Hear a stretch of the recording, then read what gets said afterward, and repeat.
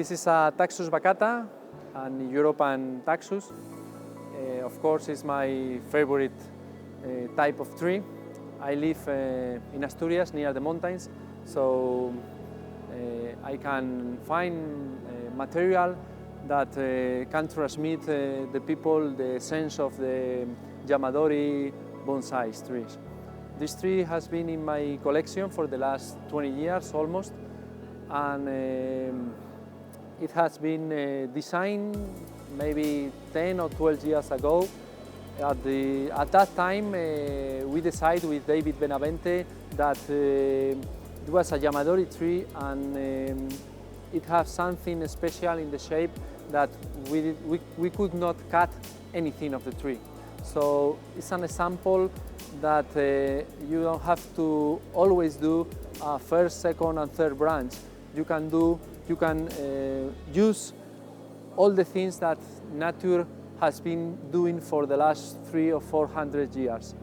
Taxus this Taxus was in the highest part of the mountain, and it was growing a little by little every year. So maybe we are talking about a tree that has 150 years old with no doubt.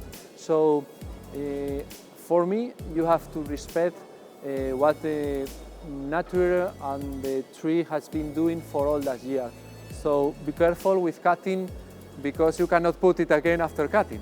So maybe I recommend with this type of trees going slow, thinking about and asking people who knows and who has more experience how to do it with it.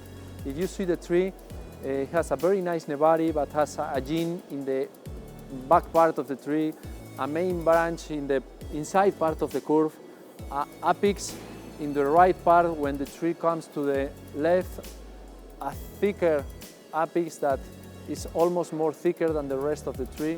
So if you think with this type of tree you have to work by Japanese traditional style, I think you are not going to do a good job. So you have to change the way of working with this type of material and try to use what you have and to improve it.